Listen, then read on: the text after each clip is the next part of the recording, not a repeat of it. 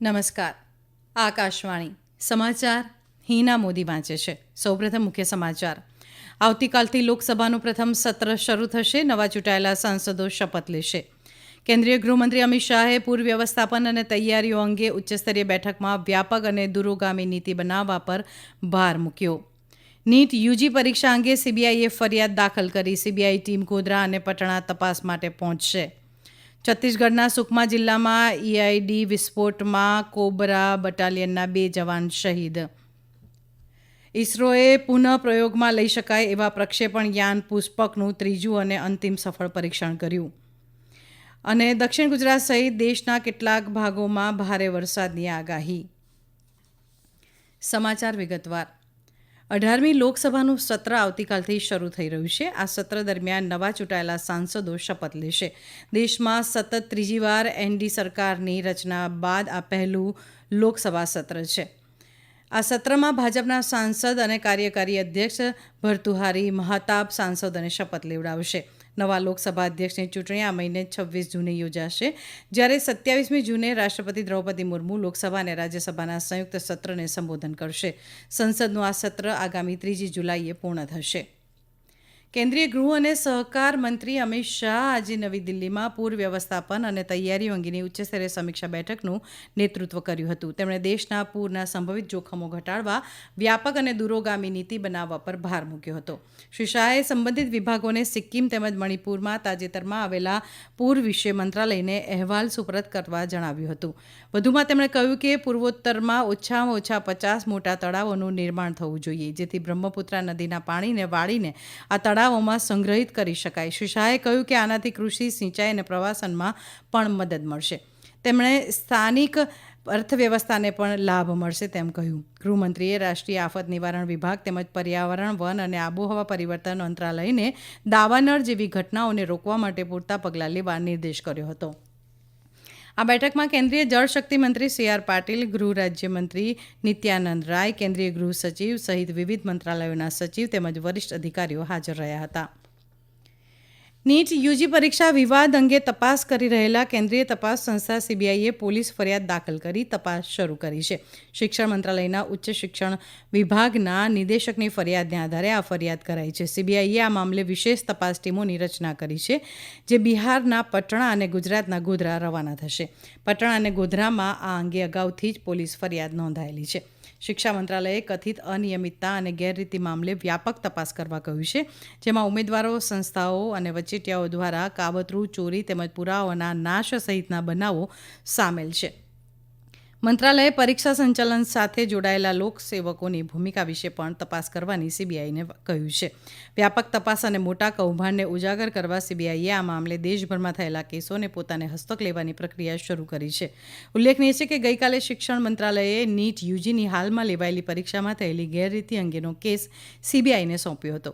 મંત્રાલયે એક નિવેદનમાં કહ્યું હતું કે સરકાર પરીક્ષાઓની પારદર્શિતા સુનિશ્ચિત કરવા તેમજ વિદ્યાર્થીઓના હિતોની રક્ષા માટે પ્રતિબદ્ધ છે. વધુમાં કહેવાયું છે કે જો કોઈપણ વ્યક્તિ કે સંસ્થા ગેરરીતિમાં સામેલ હોવાનું સામે આવ્યું હોય તો તેની સામે કડક પગલાં લેવાશે. છત્તીસગઢના સુકમા જિલ્લામાં થયેલા એક વિસ્ફોટમાં કોબરા બટાલિયનના 2 જવાન શહીદ થયા છે. બપોરે સુરક્ષાકર્મીઓ સિલગેર કેમ્પથી અન્ય એક કેમ્પ તરફ આગળ વધી રહ્યા હતા, ત્યારે આ વિસ્ફોટ કરાયો હતો. આ બંને કેમ્પ જગદોંગા પોલીસ સ્ટેશન વિસ્તારમાં આવે છે. બસ્તર પોલીસે જાહેર કરેલા એક નિવેદનમાં કહ્યું કે 201 કોબરા બટાલિયનના જવાન બાઇક અને ટ્રક પર સવાર થઈને જઈ રહ્યા હતા. એ સમયે આ વિસ્ફોટ થયો હતો.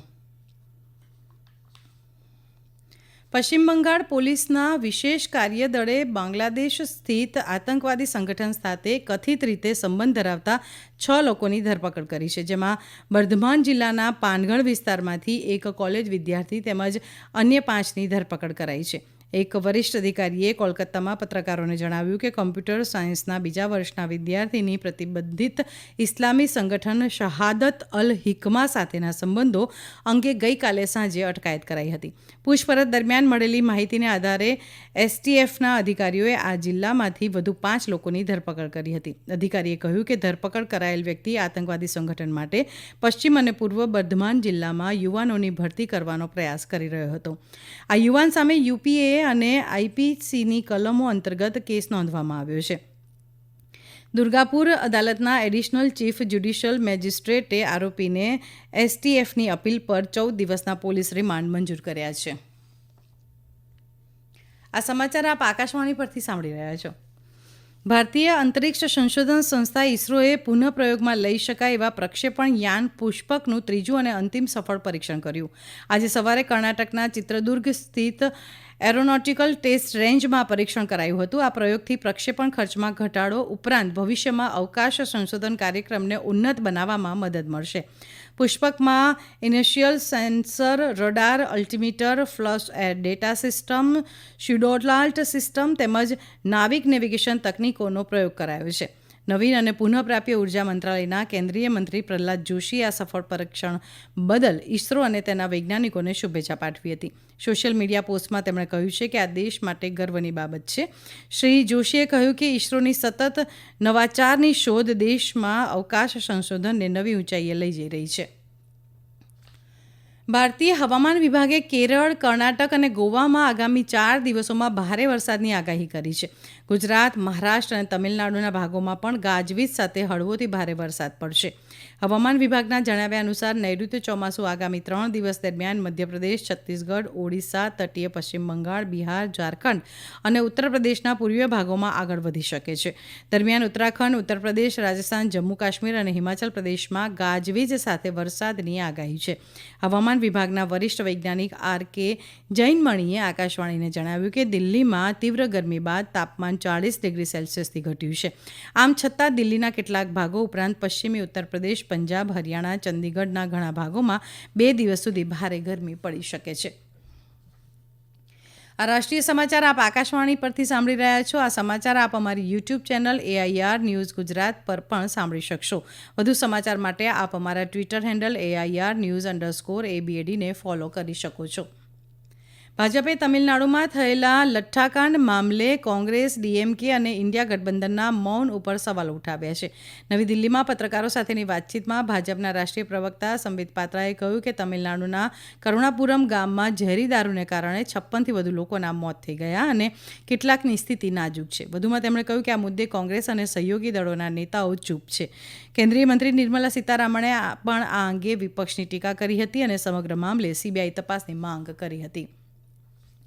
ભારતીય ટેનિસ ખેલાડી સુમિત નાગલે આગામી પેરિસ ઓલિમ્પિકની ટેનિસમાં પુરુષોની સિંગલ્સ શ્રેણીમાં પોતાનું સ્થાન નિશ્ચિત કરી લીધું છે. તેઓ બીજી વખત ઓલિમ્પિકમાં ભાગ લઈ રહી રહ્યા છે. ટોક્યો રમતમાં ભાગ લઈ ચૂકેલા સુમિત નાગલ ઉપરાંત ભારતીય જોડી રોહન બોપન્ના અને એન શ્રીરામ બાલાજી પુરુષોની ડબલ શ્રેણીમાં ભારતનું પ્રતિનિધિત્વ કરશે.